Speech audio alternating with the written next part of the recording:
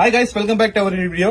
Lenin ఏంది demand చేస్తున్నారు గైస్? ఇది మొత్తం థర్డ్ టైం వస్తుంది. మళ్ళీ డబుల్ క్లాత్. లాస్ట్ టైం ఏ క్లాత్ అయితే వచ్చిందో సేమ్ క్లాత్ లో వచ్చింది స్టాక్. బట్ ఈసారి వచ్చి రిబ్ గైస్.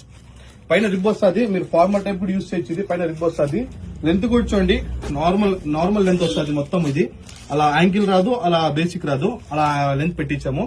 సో చాలా అంటే చాలా ప్రీమియం గైస్. ఇది స్ట్రచ్ చూడండి ఎంత ప్రీమియం ఉందో.